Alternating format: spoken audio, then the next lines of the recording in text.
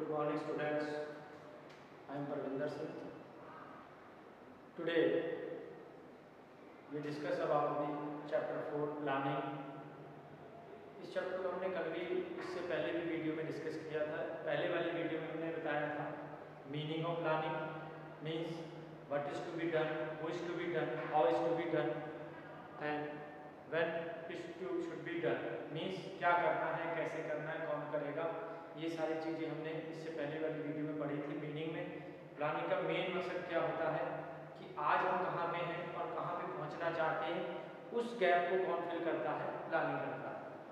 तो planning bridges the gap between where we today and where we want to reach in future. आज हम कहाँ हैं और कहाँ पहुँचना चाहते हैं, इस गैप को फिल करने का जो प्रोसेस था वो हम बताता था हमें प्लानिंग. उसी गैप को कौन फिल करेगा, प्लानिंग करेगा.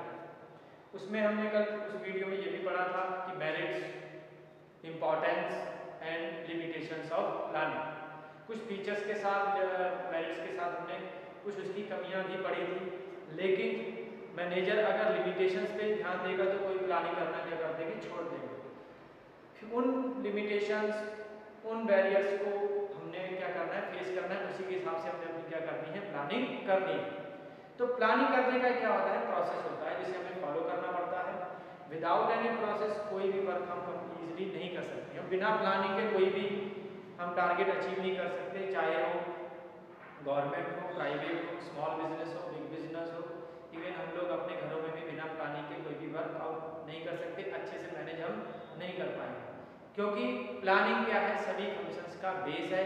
हर लेवल पे ये प्रेजेंट होता है, चाहे टॉप लेवल हो, मिडिल लेवल हो या लोअर लेवल हो. और हर बिजनेस में लगाया जाता है, चाहे बिजनेस स्मॉल हो या बड़ा हो. ये डिपेंड करता है उसकी कंडीशंस के ऊपर कि उसकी प्लानिंग कैसे है. तो प्लानिंग छोटी हो या बड़ी हो, प्लानिंग का प्रोसेस क्या हो रहता है, सेम रहता है.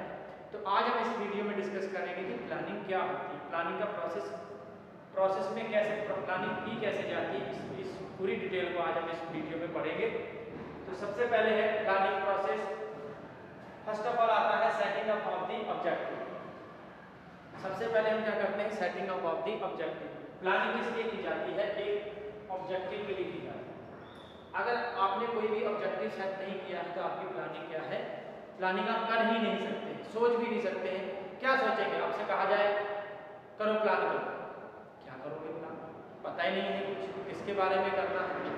तो सबसे पहले इस प्लानिंग प्रोसेस में सबसे जो पहला स्टेप आता है वो आता है हमारा सेटिंग द ऑब्जेक्टिव. उद्देश्य, हमारा एम क्या है, टारगेट क्या है, क्या गोल है जिसको हमने अचीव करने के लिए हम क्या कर रहे हैं, प्लानिंग कर रहे हैं. तो सबसे पहले जो टॉप मोस्ट लेवल का ये काम है, टॉप लेवल मैनेजमेंट का ये काम है कि सबसे पहले हमें क्या सेट करना है, अपना ऑब्जेक्टिव सेट करना है. सबसे पहला स्टेप प्लानिंग प्रोसेस का यही है, setting up of the objective. अब एग्जांपल ले लेते हैं, हम बिजनेस कर रहे हैं, बिजनेस में हमारे बहुत सारे ऑब्जेक्टिव्स होंगे. मान लीजिए एक ऑब्जेक्टिव मान लेते हैं कि इस साल हमारा जो मेन ऑब्जेक्टिव है वो हमारा क्या है, increasing the sale up to the 10%. हमने ये टारगेट सेट कर दिया कि हमारा जो ऑब्जेक्टिव है वो क्या है, इंक्रीजिंग सेल अप टू 10%. ये ध्यान रखिए, आपका ऑब्जेक्टिव इस तरह होना चाहिए कि आप उसको क्लैरिफाई कर सकें, बता सकें, मीनिंग उसका पता चल सके. मीन्स न्यूमेरिकल वे में उसका होना क्या है, बहुत जरूरी है. अच्छा भी रहता है कि हम लोग उसको एम्प्लॉइज के साथ जब डिस्कस करेंगे तो उनको अच्छे से बता सकें. सो हमने ऑब्जेक्टिव डिसाइड कर लिया. अलग अलग हो सकते हैं. मैंने फॉर एग्जांपल लिया है कि हम बिजनेस कर रहे हैं, बिजनेस करते हुए हमने जो ऑब्जेक्टिव डिसाइड किया वो क्या है, increasing the sale up to 10%. Means इस ईयर का जो हमारा टारगेट क्या है कि हम इस साल में पिछले साल से 10% सेल अपनी क्या कर देनी है, इंक्रीज कर देनी है. और टारगेट ऑब्जेक्टिव को डिसाइड करते हुए ये ध्यान में रखना पड़ेगा कि हम टारगेट वही डिसाइड करें कि जो हम timely with in the time हम लोग उसको इजीली क्या कर सके, कंप्लीट कर सके. और उससे रिलेटेड हमारे पास वो संसाधन भी होना जरूरी है. हम टारगेट इतना बड़ा सेट कर लें, ये ना तो हमारे पास रिसोर्सेज है, ना हमारे पास उसको अचीव करने के लिए टाइम है. ये तो वेस्टनेस से बेकार है कि हम पहले सोचने में ऐसा कर सकते हैं और वैसा होना क्या है, असंभव है. हम अपनी कंडीशंस के बेस पे ही हम अपना टारगेट क्या करेंगे, ऑब्जेक्टिव क्या करेंगे, डिसाइड करेंगे. तो सबसे पहला प्रोसेस क्या था प्लानिंग का, setting up of the objective. Next आता है developing premises. Developing premises means होता है assumptions regarding the futures.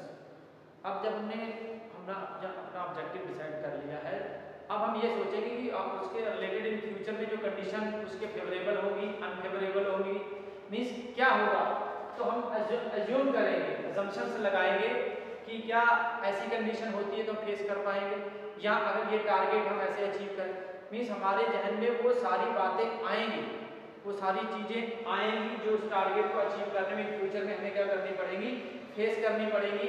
Means government policy अगर चेंज होगी, या लोगों का टेस्ट प्रेफरेंस चेंज हो जाए, या ऐसी कोई कंडीशन, वो सारी चीजें हमारे माइंड में पहले से आ जाएंगी, फेवरेबल भी और अनफेवरेबल भी, जिनको हमने फ्यूचर में क्या करना है, फेस करना है। कि हमने ये टारगेट रखा हुआ है कि हमें इससे क्या प्रॉब्लम आगे आ सकती है, क्या हम फेस कर सकते हैं या नहीं कर सकते।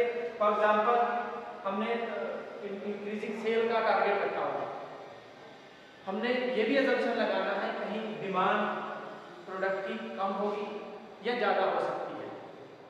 हम लोग जब सबसे पहले ये असम्पशंस कैसे लगाएंगे, इन्वायरमेंटल स्कैनिंग के बाद लगाएंगे।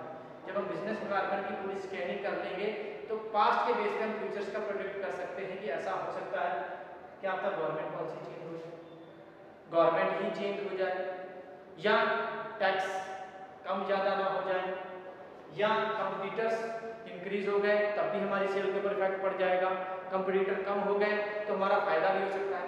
मींस हमने वो सारे असम्पशंस माइंड में सेट कर लेने हैं, डिसाइड कर लेने हैं, पहले हम लोग उसके ऊपर विचार कर लेंगे कि अगर पॉजिटिव एस्पेक्ट है तो क्या करेंगे, निगेटिव होगा तो क्या करेंगे, सभी को एक साथ हम लोग पहले उसके ऊपर डिस्कशन कर लेंगे। तो ये आता है डेवलपिंग प्रीमाइसेस, फ्यूचर से रिगार्डिंग हम असम्पशंस लगा लेंगे इसमें। नेक्स्ट आता है listing the various alternatives for achieving the objectives. अब हमारा ऑब्जेक्टिव क्या था, ऑब्जेक्टिव था हमारा increasing the sale up to 10%। हमने इस साल का जो टारगेट रखा था सेल कितना परसेंट बढ़ानी है, 10%। अब हमारे पास बहुत सारे अल्टरनेटिव्स हैं अपनी सेल को बढ़ाने के। हम सेल कैसे बढ़ाएंगे, सेल बढ़ाने की जैसे हम एडवर्टाइजमेंट पे ज़्यादा खर्चा करेंगे, एडवर्टाइजमेंट एक्सपेंडिचर क्या कर देंगे, इंक्रीज कर देंगे, या हम अपने प्रोडक्ट के साथ क्या कर देंगे, डिस्काउंट देंगे, 1+1 फ्री कर देंगे, मींस एक के साथ एक क्या कर देंगे, फ्री कर देंगे, बहुत ज़्यादा एडवर्टाइजमेंट करेंगे, या और सारे हम लोग ऑफर दे देंगे, वाउचर्स ऑफर दे देंगे कि आप वाउचर नहीं मिलेगा। तो ये हमारे माइंड में बहुत सारे अल्टरनेटिव्स आ जाएंगे कि हमने अपने इंक्रीजिंग सेल जो हमने टारगेट रखा, ऑब्जेक्टिव रखा हुआ है, उसको हमने अचीव करने के लिए हमारे पास बहुत सारे ऑप्शन हैं कि किन किन चीज़ों से हम अपनी सेल या ऑब्जेक्टिव को अचीव कर सकते हैं। एडवर्टाइजमेंट पे खर्चा बढ़ा दिया, डिस्काउंट कर दिया, या बहुत सारे ऑफर्स दे दिए उन्हें।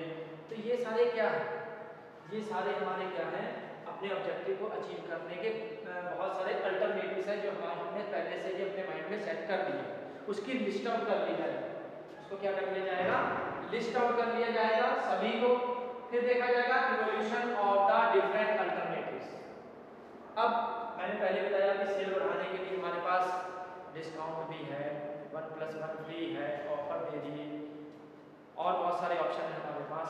तो हम उनकी क्या कर लेंगे, लिस्टिंग कर लेंगे। लिस्टिंग करने के बाद उन सबको आपस में क्या किया जाएगा, कंपेयर किया जाएगा। कंपेयर मींस उनमें से कुछ के पॉजिटिव इफेक्टिव एस्पेक्ट्स भी लिखेंगे और नेगेटिव एस्पेक्ट्स भी लिखेंगे। सो दोनों को हम लोग क्या करेंगे, डिफरेंट अल्टरनेटिव्स के आपस में क्या करेंगे, कंपेयर करेंगे। कंपेयर करने से क्या होगा कि हम लोग जो अच्छे एस्पेक्ट्स हैं एंड नेगेटिव एस्पेक्ट दोनों को आपस में क्या करेंगे, कंपेयर करेंगे। कंपेयर लिस्ट, सभी की लिस्ट बना ली जाएगी। लिस्ट बनाने के बाद क्या बिजनेस के लिए कौन सा फायदा है और किससे क्या ज़्यादा नुकसान होगा, दोनों को कंपेयर किया जाएगा। सारी लिस्टिंग हो गई। सबसे पहले हमने अल्टरनेटिव्स ढूंढे। मान लीजिए हमने डिस्काउंट को लिया कि हम अपने प्रोडक्ट को सेल करने में क्या करेंगे, डिस्काउंट करेंगे। अब डिस्काउंट के हमने प्लस पॉइंट भी लिखे और नेगेटिव पॉइंट भी लिखे। फिर हमने कहा कि हम क्या करेंगे, बहुत ज़्यादा एडवर्टाइजमेंट करेंगे। एडवर्टाइजमेंट किया, अब उसके लिए हमने क्या लिखे, पॉजिटिव एस्पेक्ट्स भी लिखे और नेगेटिव एस्पेक्ट्स भी लिखे। ऐसे ही जितने भी हमारे अल्टरनेटिव्स हैं उनको लिस्टिंग करने के बाद उनके पॉजिटिव और नेगेटिव एस्पेक्ट दोनों को कंपेयर कर लेंगे। फिर हम एक सिलेक्ट करेंगे, फिफ्थ पॉइंट में आ जाएगा सिलेक्टिंग द अल्टरनेटिव। अब बेस्ट जो इनमें से जो बेस्ट होगा उसको हम क्या करेंगे, सिलेक्ट करेंगे, जिससे हमारा खर्चा भी कम आए और सेल भी इजीली हमारी इंक्रीज हो जाए। मींस जो बिजनेस के लिए फायदेमंद होगा हम उसी एस्पेक्ट को लेंगे। अगर मान लीजिए खर्चा ज्यादा आ रहा है, अगर उससे हमारी सेल और ज्यादा बढ़ रही है तो हम उसको भी प्रेफरेंस कर सकते हैं। मान लीजिए अगर हमने खर्चा भी ज्यादा कर दिया, सेल भी उतनी इंक्रीज नहीं कर पाए, तो हम उस अल्टरनेटिव को सेलेक्ट नहीं करेंगे। तो सिलेक्शन में आप बेस्ट लेंगे जिसका रिस्पांस अच्छा आए और लंबे समय तक बिजनेस को क्या हो, फायदा हो। जैसे हमें सेल बढ़ानी है कि हमें एडवर्टाइजमेंट में लगाना, तो एक बार ही किया उसका जो इफेक्ट पड़ता है वो 4-5 साल तक पड़ता है, हमें हमको क्या होता है, बिजनेस को फायदा होता है। अब कई बार ये होता है कि हमने एक अल्टरनेटिव को सिलेक्ट ना करने से हमारा फायदा नहीं होता। हम लोग क्या करते हैं, 2 या 3 अल्टरनेटिव्स को कॉम्बो बनाकर चलते हैं, कॉम्बिनेशन कर लेते हैं। मींस 2-3 अल्टरनेटिव को कंबाइन करके हमने उसके ऊपर काम करना शुरू किया, उसको सेलेक्ट किया। ये प्रोसेस भी कई बार आ जाता है। अब मान लीजिए हमने थोड़ा एडवर्टाइजमेंट भी किया और एडवर्टाइजमेंट के साथ साथ हमने प्रोडक्ट के ऊपर क्या दे दिया, डिस्काउंट, तो ये आ जाता है कॉम्बिनेशन। कॉम्बिनेशन से भी कई बार हमारा जो रिजल्ट क्या आता है, अच्छा आता है। Some time combination of different alternatives can be selected. अगर आप सिंगल अल्टरनेटिव से हमारा ज़्यादा बेनिफिट नहीं हो रहा है या ज़्यादा फायदा नहीं हो रहा है, अगर हम 2 अल्टरनेटिव्स को या 3 अल्टरनेटिव्स को कंबाइन करके हम लोग उसको सेलेक्ट करते हैं, जिससे हमारी सेल पे अच्छा इफेक्ट पड़ता है, हमारा ऑब्जेक्टिव अचीव इजीली हो जाता है, तो हम उसको भी सिलेक्ट कर लेते हैं। तो जरूरी नहीं है कि आप एक अल्टरनेटिव लीजिए, ये आपके पास कंडीशन होती है कि आप इन अल्टरनेटिव्स को कंबाइन करके भी अपना टारगेट या ऑब्जेक्टिव अचीव कर सकते हैं। इसके साथ क्या आता है कि जब हमने सिलेक्शन कर दिया, कुछ डेरिवेटिव प्लान्स होते हैं। क्वेश्चन बीच में टॉपिक आता है डेरिवेटिव प्लान्स। डेरिवेटिव प्लान्स वो प्लान्स होते हैं जो हमारे डे टू डे हम लोग करते हैं, डेली बेसिस के रेगुलर बेस पे जो प्लानिंग करते हैं वो डेरिवेटिव प्लान्स होते हैं। ये जो प्लान होता है ऑब्जेक्टिव अचीव करने वाला, ये हमारा बड़ा प्लान होता है, एक बार ये हम बनाते हैं। लेकिन इस प्लान को अचीव करने के लिए हमें जो छोटी छोटी प्लानिंग्स करनी पड़ती है, उन प्लानिंग्स को क्या बोला जाता है, डेरिवेटिव प्लान्स बोला जाता है। Derivative plans are related to perform the routine jobs, जो डेली के लिए हमें कामों को करने के लिए हमें जो प्लानिंग करनी पड़ती है वो कहलाती है हमारी derivative plans. For example plan to buy equipments, हमें अपने ऑब्जेक्टिव को अचीव करने के लिए इक्विपमेंट्स करना पड़ेगा, खरीदने पड़ेंगे। रिक्रूटमेंट, एम्प्लॉयज का रिक्रूटमेंट, उनका सिलेक्शन, पर बाइंग ऑफ रॉ मटेरियल, ये इनको भी हमें करने के लिए क्या करनी पड़ती है, प्लानिंग करनी पड़ती है, जो रेगुलर बेसिस के ऊपर होती है। ये नहीं कि हमने एक बार इक्विपमेंट्स खरीद लिए तो बस पूरे साल के लिए, पूरे लाइफ टाइम के लिए हो गया, नहीं। अपने ऑब्जेक्टिव को अचीव करने के लिए जो छोटी छोटी प्लानिंग की जाती है उनको बोला जाता है derivative plans. Next, fifth point, selection alternative के बाद हम क्या करते हैं, इंप्लीमेंट द प्लान्स। अभी तक जितना भी वर्क हो रहा था वो ऑन पेपर हो रहा था, पेपर वर्क से हमारा ऑब्जेक्टिव अचीव नहीं होगा। मैनेजर का नेक्स्ट काम क्या है कि अपने ऑब्जेक्टिव जो हमने प्लानिंग किया है उसको कम्युनिकेट किया जाए, किसके साथ, एम्प्लॉयज के साथ, उनको बताया जाए और जिन जिन चीज़ों की, जिन जिन रिसोर्सेज की हमें ज़रूरत है वो हमें अरेंज करवाया जाए और उनको एलोकेट किया जाए। फॉर एग्जाम्पल हमने एडवर्टाइजमेंट को सिलेक्ट किया था सेल इंक्रीज करने के लिए, तो उसके लिए हमें फंड्स को, जो हमें फंड चाहिए, पैसा चाहिए, उस फंड को हम क्या करेंगे, एलोकेट करेंगे, डिस्ट्रीब्यूट करेंगे ताकि हमारा एडवर्टाइजमेंट हो सके। इम्प्लीमेंट में एक्चुअल में प्लान अब क्या किया गया है, लागू किया गया है। प्रैक्टिकल वे में अब प्लान जो है आया है। अभी तक यहाँ तक क्या था, ऑन पेपर हम लोग वर्क कर रहे थे, अब पेपर वर्क क्या हो गया, हमारा खत्म हो गया। अब क्या आ गया, इम्प्लीमेंटेशन भी, हमने प्लान को क्या कर दिया है, लागू कर दिया है। Manager start communicate the plans to all the employees and manage the starting allocating the resources. हमने कम्युनिकेट किया, बताया एम्प्लॉइज को कि ये हमारा टारगेट ऑब्जेक्टिव है, इसको हमने इस तरह अचीव करना है, उसका प्रोसेस भी बताया और ये आपको हम रिसोर्सेज एलोकेट कर रहे हैं, दे रहे हैं, जिसकी मदद से आप हमारे जो ऑब्जेक्टिव डिसाइड किया उसको क्या करना है, आपने अचीव करना है। सो मैनेजर का जो 6 फंक्शन क्या था प्रोसेस का इसका, कि मैनेजर प्लान को क्या करेगा, इंप्लीमेंट करेगा, लागू करेगा। 7 पॉइंट आता है अब फॉलो। लागू करने से मैनेजर का वर्क क्या होता है, खत्म नहीं होता, प्लानिंग प्रोसेस खत्म नहीं होता है। पहले ही बताया गया था प्लानिंग का, जब हमने फीचर्स पढ़ रहे थे, planning is a continuous process. Continuous process का मतलब होता है प्लानिंग नेवर एंडिंग प्रोसेस है, कभी ना खत्म होने वाली प्रक्रिया है, ये कंटिन्यू चलती रहती है। अगर हमने बिग प्लान कर लिया, उसको अचीव करने के लिए छोटी प्लानिंग करते हैं, फिर उसको देखते रहते हैं कि किन चीज़ों की जरूरत है। अगर कंडीशन चेंज हो रही है तो अपने हिसाब से थोड़ा प्लानिंग में हम लोग चेंजेस ले आते हैं। तो प्लानिंग क्या है? कंटिन्यूअस प्रोसेस है। अब फॉलो में ये देखते हैं क्या जो हमने सोचा था वैसे ही हो रहा है, क्या हम टारगेट को टाइमली अचीव कर पाएंगे या नहीं कर पाएंगे, या जिन कंडीशंस में, जिन कंडीशन के बेस पे, अजम्पशंस पे हमने ये प्लानिंग किया है, क्या वो कंडीशन वैसी हैं? अगर नहीं है तो उनमें क्या, तो अपने बिजनेस डेवलपमेंट के हिसाब से, उन कंडीशन के हिसाब से हमें अपनी प्लानिंग में भी क्या करना पड़ेगा, चेंज करना पड़ेगा। मैनेजर ऑलवेज देखता रहता है कि आप प्लानिंग उस तरह से वर्क कर रही है, एक्चुअल हमारे हमने जो प्रेडिक्ट किया था वैसा हो रहा है या नहीं हो रहा। अगर मान लो कंडीशन की सेम है, फिर भी हमारी प्लानिंग में कोई गड़बड़ी है, जैसे एम्प्लॉय सही से वर्कआउट नहीं कर रहे हैं, जो आउटपुट आया है उसको हम कंपेयर करेंगे plan performance with the actual performance, कहाँ पे कमी आ रही है उसको चेकआउट भी किया जाएगा। सो फॉलो अप का मतलब हो गया कि एक्चुअली ये देखना कि जैसे हमने प्लानिंग की थी वैसे हो रही है, वैसे ऑब्जेक्टिव उस तरफ अचीव करने की कोशिश हो रही है या नहीं हो रही है। नहीं हो रही है, कंडीशन चेंज है, government policy, competition, market condition, test preference उसी हिसाब से है या नहीं है, तो हम भी उनको अपने आप को उसी हिसाब से अपनी प्लानिंग में क्या कर लेंगे, चेंज कर लेंगे। So students, these are the 7 steps which are in the planning process. First of all is setting up the objective, हम अपना ऑब्जेक्टिव डिसाइड करेंगे। एग्जांपल बताया था कि हमने सेल 10% इंक्रीज कर दी है। सेकंड है डेवलपिंग प्रीमाइसेस, उस ऑब्जेक्टिव को अचीव करने के लिए हमारे दिमाग में बहुत सारे असम्पशंस आएंगे उससे रिलेटेड कि कैसे हो सकता है, मान लो अगर इन फ्यूचर कंडीशन ये आई तो क्या करेंगे, पॉलिटिकल चेंजेस हुआ तो क्या करेंगे, तो उन असम्पशंस पे भी डिस्कस किया जाएगा। लिस्टिंग का वेरियस अल्टरनेटिव्स, जो हमने ऑब्जेक्टिव डिसाइड किया उसको अचीव करने के हमारे पास बहुत सारे ऑप्शन होंगे कि इसको कैसे अचीव किया जाए। नेक्स्ट है इवोल्यूशन ऑफ डिफरेंट अल्टरनेटिव्स। अब जो हमने लिस्टिंग कर ली है अल्टरनेटिव्स की, उसके ऊपर हमने इवोल्यूशन करना है कि कौन सा अच्छा है, कौन किसके पॉजिटिव इफेक्ट ज़्यादा है, किसके नेगेटिव एक्सपेक्ट ज़्यादा है, इन सबको कंपेयर किया जाएगा। फिर उन अल्टरनेटिव में से एक बेस्ट को क्या किया जाएगा, सेलेक्ट किया जाएगा। कई बार एक अल्टरनेटिव को सिलेक्ट ना करके हम 2 या 3 को कंबाइन करके एक अल्टरनेटिव बना लेते हैं अपना उस ऑब्जेक्टिव को अचीव करने के लिए। डेरिवेटिव प्लान बताए गए थे। डेरिवेटिव प्लान मींस अपने मेन ऑब्जेक्टिव को अचीव करने के लिए छोटे छोटे जो प्लानिंग की जाती है, जो रेगुलर नेचर की होती है, रूटीन जॉब में आती है, वो हमारी जो प्लानिंग होती है वो डेरिवेटिव प्लानिंग कहलाती है। नेक्स्ट आता है इम्प्लीमेंट द प्लान। अब ऑन पेपर वर्क खत्म हो गया, अपने मैनेजर ने प्लान को इम्प्लीमेंट कर दिया, लागू कर दिया है, सभी एम्प्लॉइज को कम्युनिकेट कर दिया गया है, जितने भी रिसोर्सेज थे उनको एलोकेट किया गया, जितने की जरूरत थी।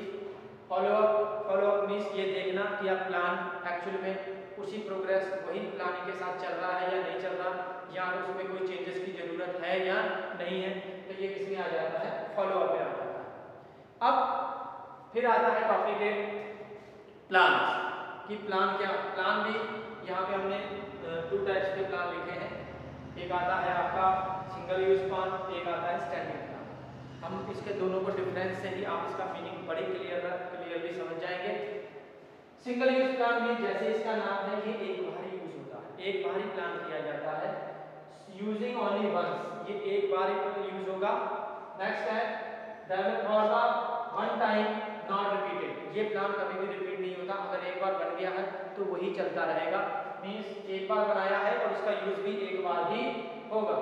It is discarded when the project is over, हमारा ऑब्जेक्टिव अचीव हो गया, हमने जो ऑब्जेक्टिव रखा था, जो हमने टारगेट रखा था वो पूरा हो गया, उसके बाद ये जो सिंगल यूज प्लान है ये खत्म हो जाता है। नए ऑब्जेक्टिव के लिए हमें नए सिरे से प्लानिंग करनी पड़ती है। इसके एग्जांपल कैसे हैं, बजट हम एक बार ही बनाते हैं, हमने ऑब्जेक्टिव जो डिसाइड किया उससे रिलेटेड जो बजट होगा, जो पैसे का लेन देन होगा, कितना खर्चा आएगा, और स्टार्टिंग में बजट बना देंगे। प्रोग्राम एंड प्रोजेक्ट जो भी डिसाइड किया जाएगा एक फर्स्ट टाइम ही किया जाएगा। इसके एग्जांपल है आपके budget, programmes and projects. This ये क्या कौन सा प्लान कहलाता है? ये कहलाता है सिंगल यूज प्लान। नेक्स्ट आता है स्टैंडिंग प्लान। स्टैंडिंग प्लान में क्या होता है? यूज अगेन एंड अगेन, ये प्लान अगेन बार बार आप यूज कर सकते हैं। नेक्स्ट आता है made for activities that occur regular. ये जो प्लानिंग की जाती है, ये रेगुलर जो हम लोग एक्टिविटीज करते हैं उनको सॉर्ट आउट करने के लिए, उनको कैसे किया जाएगा उसके लिए जो प्लानिंग की जाती है वो कहलाती है हमारी स्टैंडिंग प्लान आता है। नेक्स्ट आता है डेवलप वंस, बट एक बार बनाया जाता है लेकिन over and over with the necessary time के हिसाब से। यूज हम बार बार करते हैं इसको, लेकिन टाइम और कंडीशन के हिसाब से हमें इसमें थोड़ा बहुत फेरबदल करते रहते हैं अकॉर्डिंग टू दी कंडीशन, लेकिन बनाया ये एक बार ही जाता है, बार बार इसको यूज किया जाता है। नेक्स्ट आता है इसके एग्जांपल हैं policies, procedure, methods and rules. इसके जो एग्जांपल आते हैं, जैसे हमने पॉलिसी बनाई, हमने कोई पॉलिसी बना दी, अगर इन फ्यूचर अगर कोई चेंजेस करना पड़ता है तो हम इसको क्या करते हैं? चेंज करते हैं, और ये बार बार लागू की जाती है। प्रोसीजर, किसी काम करने का कोई प्रोसीजर होता है उसको। मेथड्स, रूल्स भी जो बनाते हैं हम लोग, पहले रूल्स बना दिए, मान लो कंडीशन फ्यूचर चेंज हो गई तो हम रूल्स में क्या करते हैं? फेरबदल करते हैं। तो ये सारी चीजें रेगुलर में हम लोग बार बार रिपीटेड यूज में लेके आते हैं।